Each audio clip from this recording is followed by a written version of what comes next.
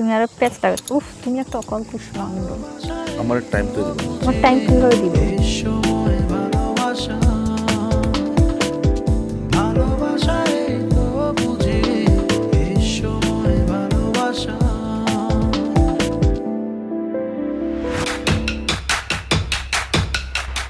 TNC lounge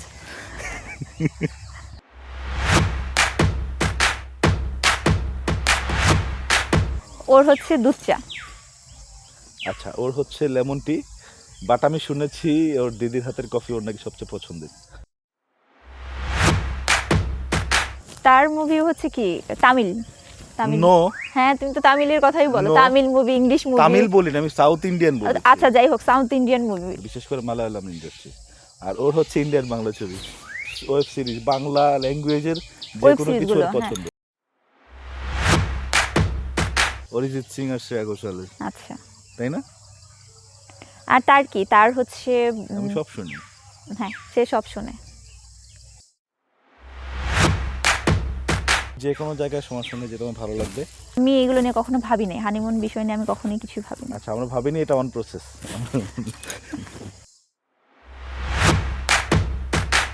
ওর চোখের দিকে যখন তাকানো হয় শুভদৃষ্টির সময় আমার কাছে সত্যি ডিফারেন্ট মনে হয়েছিল মনে হয়নি যে অনেক দিন ধরে চিনি মনে হচ্ছিল হুট করে একটা নতুন এক জোড়া চোখ তার দিকে আমি চোখ ফেললাম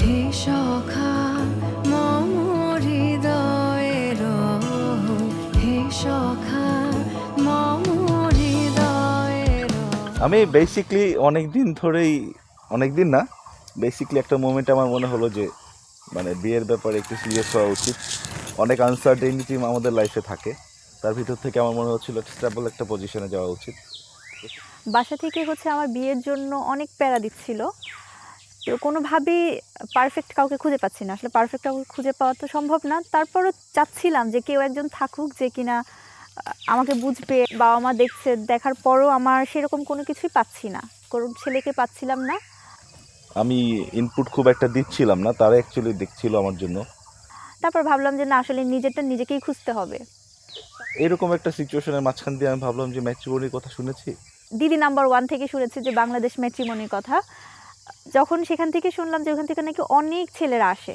তো মোটামুটি অনেকটা সময় নিয়ে অনেক ইনফরমেশন দিয়ে আমি প্রোফাইল খুললাম সেখানে বিভিন্ন ম্যাচ আসতে লাগলো বাট ওইভাবে ঠিক মনে রাখছে না হঠাৎ করে একটা প্রোফাইল মানে ছবি দেখেই প্রথমে আমার একটু মানে চোখটা একটু আটকে গেলো যে এটা কি ফেক ছবি দেখতে কেমন একটা ওই ইন্ডিয়ান বাংলা কোনো একটা নায়িকার চেহারার সাথে নাকি একটু মিল আছে মানে পরে শুনেছি তাকে অনেকে বলেছে কথা আমার প্রথম মনে হচ্ছিল এটা কি ফেক কোনো ছবি এটাতে করেছে তো আবার নিচে গিয়ে দেখি ম্যাচ খুবই কম 60% প্রবাবলি তো বললাম যে কি হবে না হবে ভাবলাম যে দেখি একটা চান্স নিয়ে দেখি 450 পাত্র দেখেছি দেখার পরও আমার কাউকেই ভালো লাগে নাই তো শান্ত যখন আমাকে অ্যাড কি রিকোয়েস্ট রিকোয়েস্ট দিয়েছিলাম ওখানে হ্যাঁ ম্যাট্রিমনি অ্যাপে রিকোয়েস্ট দিলাম হ্যাঁ ফেসবুকে তো আমি ভাবলাম যে দেখতে কেমন রাগি আসলে কতটা রিয়েল তো আমি প্রসেসটাকে একটু ফাস্ট করার জন্য আমি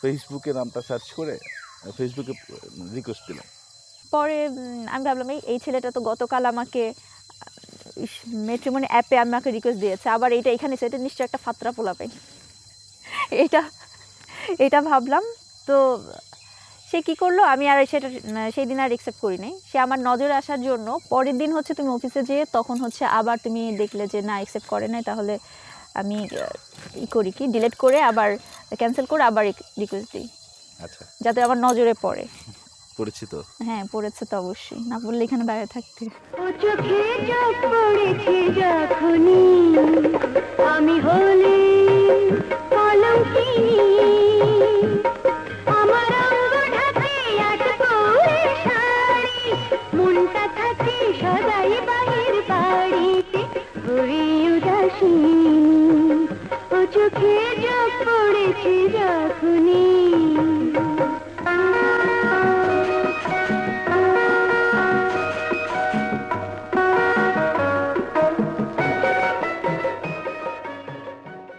করার সাথে সাথে হাই হ্যালো কথাবার্তা বলতে বলতে সে হচ্ছে কথা কিছুক্ষণ প্রসঙ্গে সে বলতে আমি আসলে বিয়ের জন্য পাত্রী খুঁজছি, মানে সিরিয়াসলি কথাগুলো সব ডিরেক্ট বলে ফেলেছে। তারপরে 2-4 লাইন কথা এগোলো, তো মনে হলো যে হু কেয়ারস, দেখি একটু ট্রাই করে কথা বলি, অন্তত একবার মিট করি, ভালো কথা। সেটা অ্যাকসেপ্ট করা হলো, প্রবাবলি 2-3 দিন পরেই হয়েছিল ঘটনা। পছন্দের জায়গাটার নাম বলে দাও। আচ্ছা, পছন্দের জায়গাটা মিরপুর স্টেডিয়ামে 5 নম্বর গেটের অপোজিটে সময় টেক অ্যান্ড কেয়ার রেস্টুরেন্ট। তারপরে দেখা করি। ওকে আমার বেসিক্যালি প্রথম দিন আমার একটুও ভালো লাগে নাই।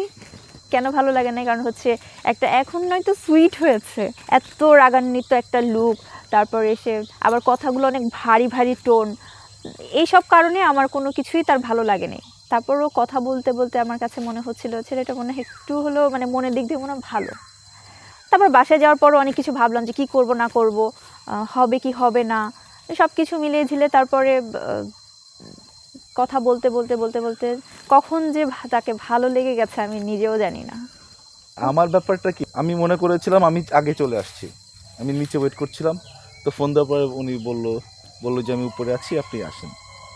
তো আমি গিয়ে দরজাটা খুললাম, খুব একদম আলোকিত জায়গা তা না, খুব সুন্দর কালারফুল লাইটিং করা ছিল। একটু দূরে একটা টেবিলের কাছে দেখলাম যে বসে আছে, মুখে মাস্ক পরা, শাড়ি পরা। আমি তার ফেসটা দেখতে পাচ্ছি না, জাস্ট আমি বুঝতে পারছি এখানে একটা অবয়ব, একটা মেয়ে বসে আছে যার সঙ্গে আমি দেখা করতে আসছি। And after a very long time আমি না দেখেই আমার হার্টবিট বাম্প করলো, অ্যান্ড আমার কাছে তখন মনে হলো সামথিং ইজ গনা হ্যাপেন।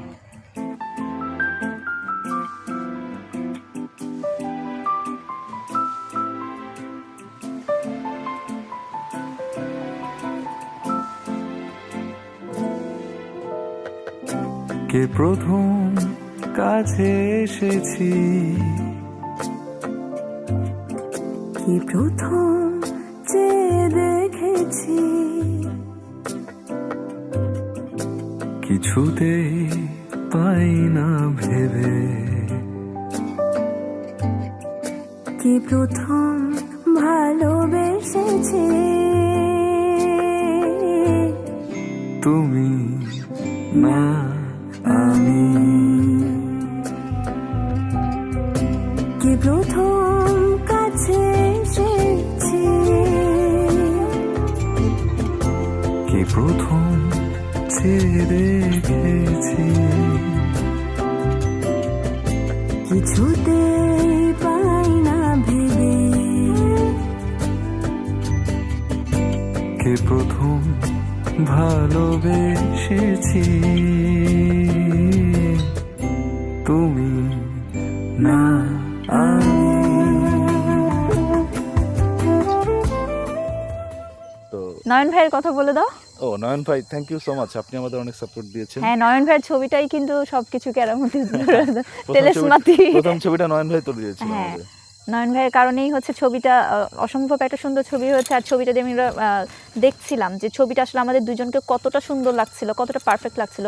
ছবিটা এত বেশি সুন্দর হয়েছে যে আমরা তারপরে ভাবছিলাম, আমরা কিনা জানি না, আমি ভাবছিলাম যে আসলে ছবিটা যেহেতু ভালো লাগছে তাহলে দেখি একটু সামনে আগাই, দেখি কতটুকু কি হয় না হয়। মানে বাস্তবে ছেলেটা যেমন হোক ছবিতে ভালোই লাগছে। হ্যাঁ, ছবিটা এরকম। ভালো লাগছে।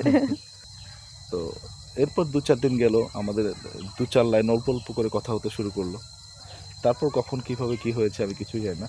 বাই দ্য ওয়ে, মানে পরিচয় হওয়ার পরে আমাদের প্রসেসটা আমরা চাচ্ছিলাম যে পুরোপুরি ফ্যামিলিয়ালভাবে হতে। বিয়ের কথাবার্তা আগালাম, সামনে ফ্যামিলিগতভাবে সব কিছু হওয়ার পরই এই বাকিটুকু হচ্ছে সব ফ্যামিলির হাতে, আমাদের হাতে কিছু নেই।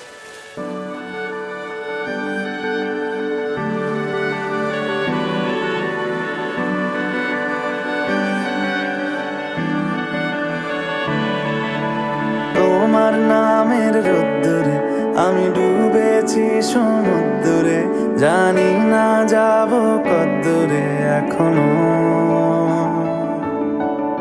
আমার পোড়া কপালে আর আমার সন্ধে সকালে তুমি কেন এলে জানি না এখনো। ধুন্দিয়াটে মন পালাবা, বন্দি আছে কাছে সে তোমার, তোমাকে চাই, তোমাকে চাই। যদি মিথ্যে মানতে চাও তোমাকেই চাই, যদি সত্যি জানতে চাও তোমাকে চাই, তোমাকে চাই। যদি মিথ্যে মানতে চাও তোমাকেই চাই। বিয়ের জার্নি নিয়ে কোনো কিছুই নাই। বিয়ে মানে ওর সাথে পরিচয় 3 মাসের পরিচয়, কিন্তু ওর সাথে কথা বলতে বলতে আমার মনে হচ্ছে যে লং টাইম ওর সাথে আমার পরিচয়।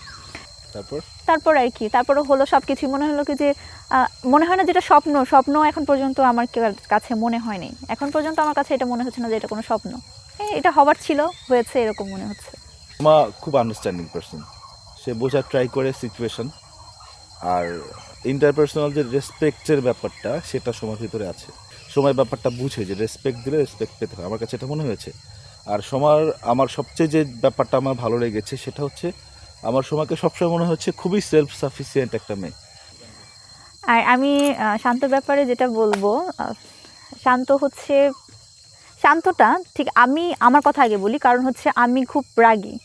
তো বিষয়টা হচ্ছে আমার মনে হচ্ছে যে আমাকে ধারণ করার মতো কেউ এখনও তৈরি হয়নি। আমি সবসময় ভগবানের উপর বিশ্বাস করি যে বিয়ে শাদী তো হচ্ছে ভগবানের উপর, যখন সঠিক সময় আসবে অবশ্যই আমার জন্য পারফেক্ট একটা মানুষ পাবই। তো আমার মনে হলো যে শান্ত আমাকে ভালো রাখতে পারবে, আমার ছায়া যেটাকে বলে, আমার সুখ দুঃখ, আমার ভালো থাকা ভালো লাগা সব কিছুই হচ্ছে শান্ত খুব টেক কেয়ার করে। যেই জিনিসগুলো আমার খুব ভালো লাগলো, আমি মাঝে মাঝে ওর উপর খুব বিরক্ত হয়ে যাই, তারপর ও বিরক্ত হয়, কিন্তু ও চেষ্টা করে যে জিনিসটাকে কীভাবে ঠান্ডা করা যায়। এমন একটা মানুষকে পেয়েছি যার সাথে একই স্টেপে পথ চলাটা খুব সহজ হবে। প্রত্যেকটা মেয়ের একটা স্বপ্ন থাকে, একটা এরকম একটা পরিবার হবেই হবে সে। আমি খুব লাকি যে আমি ওর পরিবারকে পেয়ে, কারণ এরকম একটা পরিবার গতকাল আমার বড় বোন আমাকে বলছিল যে শান্ত মানুষরা সবসময় তোর মতো রাগী মেয়েকে পায়, আর শান্ত মেয়েরা সবসময় রাগী ছেলেদের পায়, মানে আমার দিদির কথা। তো বলে যে আমি এত রাগী, আমি শান্তর মতো একটা শান্ত ছেলে কিভাবে পেলাম। দিন শেষে আমাদের এখন শেষ, এখন আর সময় আর বলতে পারবো না যে আমাদের এখনো সময় আছে, এখন সময় শেষ, এখনো সময় আছে, তুমি অন্যদিকে দেখো, এই কথা বলার তো আর কোনো রাস্তা নাই। তো যেহেতু আর সেই সময়টাই নেই, আমরা চাই সব সময় আমরা যেন একজন আরেকজনের সুখে দুঃখে সবসময় যেন পাশে থাকতে পারি। হ্যাঁ, হাত যেহেতু ধরেছি, চাই যেন এই হাতটা হচ্ছে মৃত্যুর আগ পর্যন্ত যেন আমার সাথেই থাকে, আমি ধরে থাকতে পারি। আর ওর পরিবারকে যেন সবসময় আমি আমার নিজের পরিবার মনে করে এভাবে যেন ভালো থাকতে পারি, ভালো রাখতে পারি।